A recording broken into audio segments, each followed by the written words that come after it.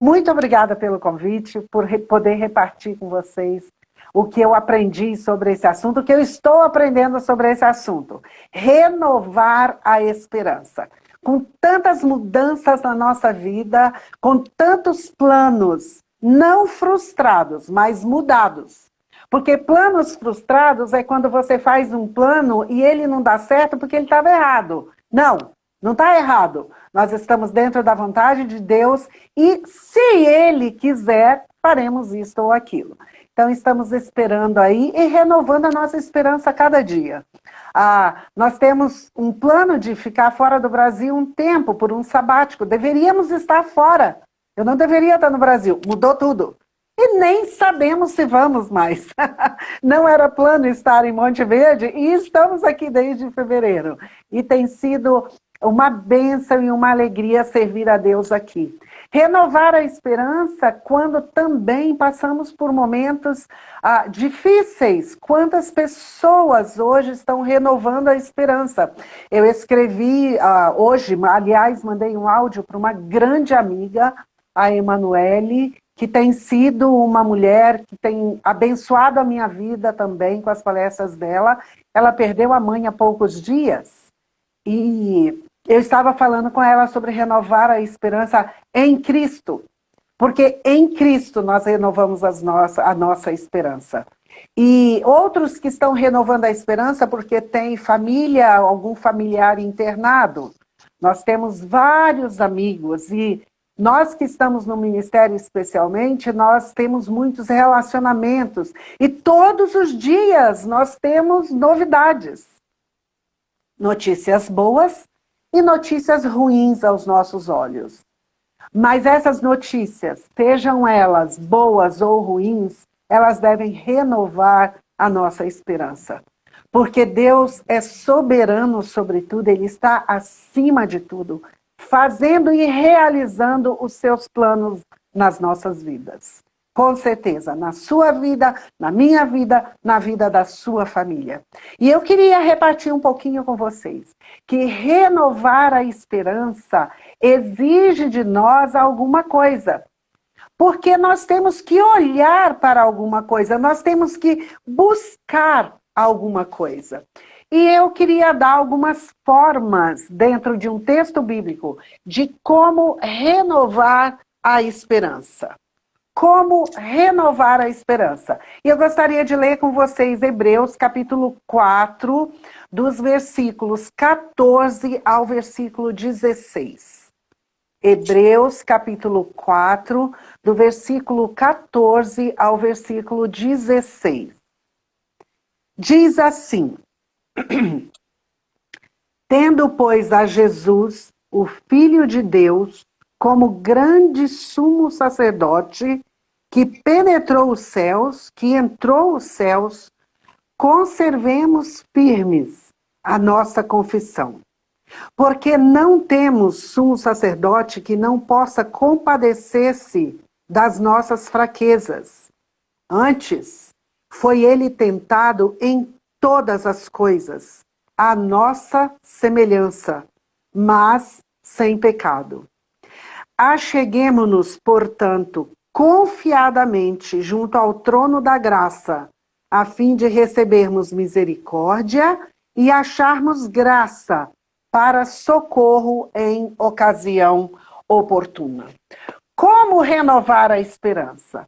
Em primeiro lugar, nós precisamos lembrar que nós temos alguém por nós. Nós temos alguém por nós. Essa é uma mensagem de esperança. Nós trabalhamos com a área de aconselhamento, meu marido ele tem o curso de aconselhamento bíblico, e nós trabalhamos muito na área do aconselhamento bíblico. E as pessoas às vezes chegam tão desesperadas, e uma das regras do aconselhamento bíblico, vamos dizer, uma das direções, né, que nós temos no aconselhamento, é dar esperança para alguém. É dar esperança. E uma frase que a gente fala muito para as pessoas é: Deus é por você. Jesus é por você. E Ele é por nós. Como que eu renovo a esperança? Lembrando que nós temos alguém por nós. Isso é muito importante. No versículo 14 até o 15a diz: tendo, pois, a Jesus, o Filho de Deus, como grande sumo sacerdote, que entrou os céus, conservemos firme a nossa vocação. Nós temos a Jesus, o Filho de Deus. Ele é por nós. Ele é o grande sumo sacerdote. Talvez alguém que esteja ouvindo aí nunca ouviu falar sobre o papel do sacerdote, né? Mas é interessante que aqui em Hebreus, que fala sobre o sacerdócio de Cristo e até o nosso sacerdócio como papel nosso também, no capítulo 5, nos versículos 1 a 6, ele especifica qual é o papel do sacerdote. Nós não vamos ler todo o texto, mas no versículo 1 diz assim, capítulo 5, versículo 1. Porque todo sumo sacerdote, sendo tomado dentre os homens, é constituído nas coisas concernentes a Deus a favor dos homens. Ele é por nós, para oferecer tanto dons como sacrifícios pelos pecados. Ele é capaz de condoer-se dos ignorantes e dos que erram, pois também ele mesmo está rodeado de fraquezas. E por esta razão deve oferecer sacrifícios pelos pecados, tanto do povo como de si mesmo. Esse é o papel do sacerdote. Então nós temos o grande sumo sacerdote. Ele se ofereceu como sacrifício por nós. Ele é por nós alguém que oferece sacrifício pelos pecados do povo. Mas nós vemos que lá em 2 Coríntios, o grande sacrifício, o sacrifício real por nós foi oferecido. 2 Coríntios 5, capítulo 5, versículo 14 e 15, diz assim: pois o amor de Cristo nos constrange, julgando isto, um morreu por todos, logo todos morreram. E ele morreu por todos para que os que vivem não vivam mais para si mesmos, mas para aquele que por eles morreu e ressuscitou. O sacrifício já foi feito. Não existe mais necessidade de sacrifício, porque já foi feito um sacrifício por nós. Nós temos alguém por nós. Que privilégio que nós temos. Que privilégio nós temos alguém que intercede por nós, sendo Deus, sendo parte da Trindade. Não é um homem, mas é o próprio Deus, Jesus Cristo. Ele se ofereceu por nós. Ele é o grande sumo sacerdote. Então, queridas, nós temos alguém por nós. Nós temos alguém por nós. Então, a quem eu devo recorrer quando a minha esperança está falhando? Ou quando ela já acabou, não existe mais? Ou quando eu tenho dúvidas? Às vezes a nossa esperança ela é minada por nossas dúvidas. Ela é manchada por nossas dúvidas. Então, a quem eu devo recorrer? A quem eu devo buscar? Onde está a minha esperança? No versículo 15a do capítulo 4, que nós já lemos, diz assim: porque não temos sumo sacerdote que não possa compadecer-se das nossas fraquezas. Aí, no 15a, conservemos firmes a nossa convicção. É o final do 14. Final do 14. Conservemos firmes a nossa convicção. Na Bíblia, a nova versão de hoje, aquela nova versão transformadora. A nova versão transformadora. Eu gosto muito dessa expressão na nova versão transformadora. Diz assim: apeguemo-nos firmemente àquilo em que cremos. Apeguemos firmemente àquilo em que cremos. A quem socorrer? Apegue-se àquilo que você crê. Qual é a sua crença? Em quem você crê? Quem é por você? Eu estava pensando nisso, quantas pessoas recorrem a tantas coisas. Eu me lembro de uma vizinha que nós tínhamos. Ela fazia o que se chamava simpatia. Hoje em dia a gente quase não vê isso, pelo menos eu não lembro, não tenho visto por aí. Mas ela fazia simpatia. E eu via muitos vizinhos que o filho estava doente, eles recorriam à crença. Eu vou lá porque aquela pessoa vai benzer, vai fazer uma simpatia, vai fazer alguma coisa para o meu filho melhorar. Essa era a crença daquelas pessoas. Qual é a sua crença? Qual é a sua tendência quando você perde a esperança, quando há uma necessidade, quando você precisa de socorro? Nos dias atuais, é interessante, porque hoje nós ficamos sabendo, aqui na nossa igreja, 3 pessoas da mesma família. A família tem 4 e tem 3 pessoas que atestaram positivo hoje, entre ontem e hoje.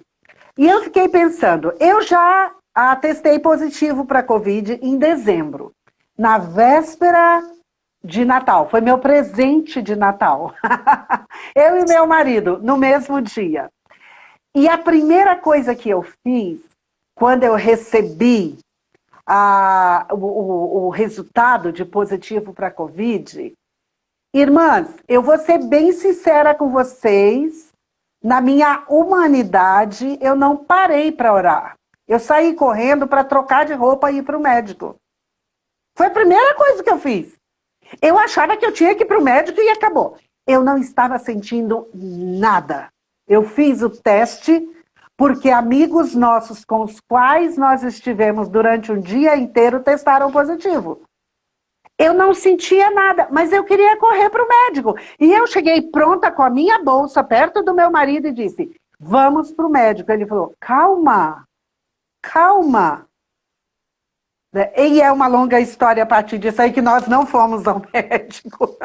Tivemos que procurar o médico no 14º dia, quando meu marido apareceu com uma tosse e falta de ar, estava com pneumonia.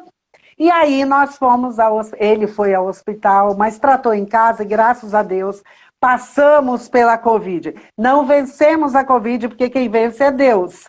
Nós passamos por ela e Deus nos deu força para passar por ela. Mas qual é o seu protocolo, por exemplo, na Covid, na doença agora?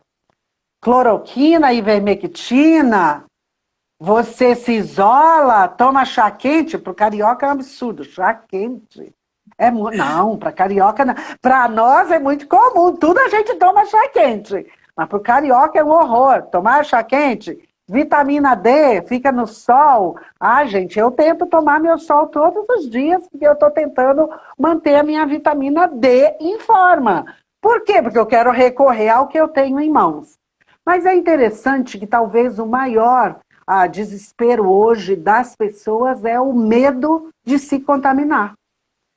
Nós usamos máscara, deveríamos usar, tem um protocolo de distanciamento, na igreja uma porcentagem, cada estado ou cada município varia, mas existe protocolo. E nós devemos fazer, mas onde está a nossa confiança? No protocolo? No médico? E tem uma história interessante, depois você pode ler, em 2 Crônicas, capítulo 16. Nos versículos 11 a 13 fala um resumo da vida do rei Asa. E diz que ele tinha uma doença grave nos pés. Não diz o que é, mas fala, ele tinha uma doença grave nos pés. E disse assim, e o rei Asa morreu porque ele confiou mais nos médicos do que em Deus. Ele morreu porque ele confiou mais nos médicos do que em Deus. Qual é ou onde está a nossa confiança? Devemos fazer, devemos procurar o médico. Tem doença? Procura o médico. Deus deu inteligência, sabedoria para que eles possam nos tratar com a medicina. Mas onde está a nossa confiança? lembre-se, quando falta esperança, lembre-se, temos alguém por nós, o sumo sacerdote. Mas também, lembre-se, temos alguém como nós. Gente, como isso é importante. Temos alguém como nós. Temos alguém por nós, temos alguém como nós. Olha aí, no 15, agora sim, no 15. Porque não temos sumo sacerdote que não possa compadecer-se das nossas fraquezas. Antes, foi ele tentado em todas as coisas à nossa semelhança. À nossa semelhança, mas sem pecado. Nós temos alguém como nós, que foi tentado em tudo, que passou por tentações, que passou por situações que os humanos passam. Porque ele era 100% humano, mas ele era 100% Deus, e por isso ele não pecou. Mas ele sofreu as mesmas tentações que nós, e a Bíblia está falando aí. Antes foi ele tentado em todas as coisas. A Bíblia que está dizendo, não sou eu. A nossa semelhança, mas sem pecado. Por que então que nós temos a falta de esperança? Por que a nossa esperança está minada? O Senhor Jesus, o nosso sumo sacerdote, é como nós, foi tentado como nós, passou por tudo que nós passamos. Ele foi tentado em todas as áreas que nós somos, mas ele não pecou.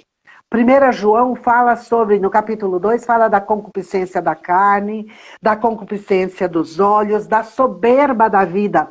E quando a gente pega a 1 João e leva para a tentação de Jesus, nós vemos isso. O diabo tentou Jesus nessas áreas. Soberba da vida, concupiscência da carne, dos olhos. Olha, eu vou te dar tudo isso. Olha, se prostrado me adorares. Ah, mas os teus anjos virão. Ele tentou Jesus em tudo. Mas quando Lucas relata a tentação de Jesus, ele fala exatamente disso, da fome, do poder, da morte, da adoração errada. Mas Jesus não cedeu. Jesus não pecou, porque ele é Deus. Ele não pecou porque ele é Deus. Ele é como nós nas tentações, mas ele é diferente de nós nas reações. Ele é igual a nós nas tentações, mas ele é diferente de nós nas reações. Ele foi diferente, ele foi tentado, mas ele reagiu diferente de nós. 2 Coríntios 5, 21 diz assim: pois Deus fez de Cristo, aquele que nunca pecou, a oferta pelo nosso pecado, para que por meio dele fôssemos declarados justos diante de Deus. Ele é como nós, mas ele nunca pecou e por isso ele foi a oferta pelo nosso pecado. Ele é o sumo sacerdote, mas ele foi a própria oferta pelo nosso pecado. Ele foi o próprio sacrifício pelo nosso pecado. Por que não ter esperança, tendo um sumo sacerdote que se tornou a própria oferta pelo nosso pecado? Ah, queridas, por que a gente desanima com tanta facilidade, não é? Por que a gente questiona Deus com tanta facilidade? Deus, por que, até quando? E eu quero dizer uma coisa para vocês, eu faço isso. Eu faço isso. E eu sei que às vezes Deus olha para mim e deve falar: Dulce, de novo, a mesma coisa. E eu creio que Deus deve ter um senso de humor muito grande, ele deve rir muito de mim. Porque eu faço isso sempre. Porque ele não pecou, mas ele conhece os nossos corações. Ele conhece as nossas dificuldades. Ele conhece as nossas reações. Por causa disso, nós podemos confiar nele. Eu não posso ter vergonha, medo de confessar os meus sentimentos.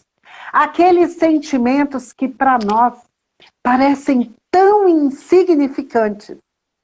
às vezes parecem insignificantes demais. Mas às vezes a gente fala, ai, mas isso é uma bobagem, eu não vou incomodar Deus com isso. Deixa eu te contar uma coisa. Ele sabe o que está no seu coração. Você nunca incomoda Deus. Você nunca deixa Deus perturbado com os seus questionamentos. Porque Ele conhece o que está no nosso coração. Nos aconselhamentos, às vezes, de moças solteiras, é tão interessante, porque elas falam, eu falo, mas você quer se casar? Claro que eu quero. Eu falei, mas você falou isso para Deus? Falei. Você tem falado para Deus? Dulce, eu já falei uma vez. Eu não quero incomodar Deus com o meu desejo.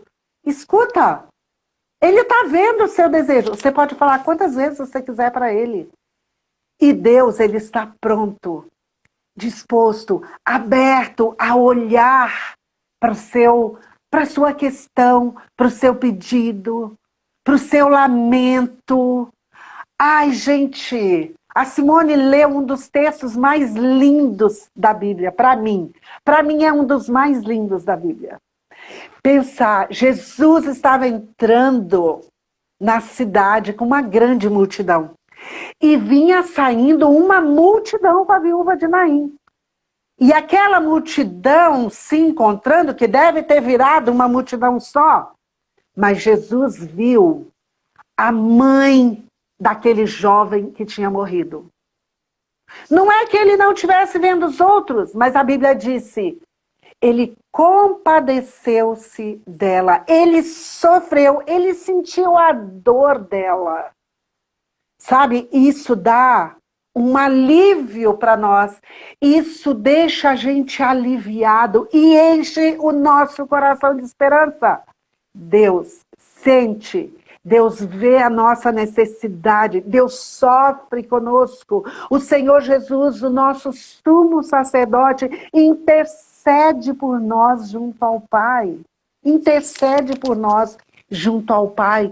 Como renovar a nossa esperança? Nós temos que lembrar que temos alguém por nós, temos alguém como nós, mas também temos alguém a favor de nós.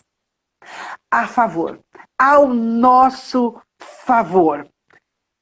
Talvez você já pensou que nem eu, ou como todos, no momento que nós estamos vivendo de lockdown, de protocolos, de tudo mais, quantas vezes você ouviu ou você falou, estão contra nós, os políticos não entenderam? Nós vivemos aqui em Monte Verde, é uma cidade turística. Todas as famílias dependem do turismo aqui. Restaurantes, hotéis, pousadas, e carreata, e protesto foi feito para abrir a cidade porque as pessoas dependem disso.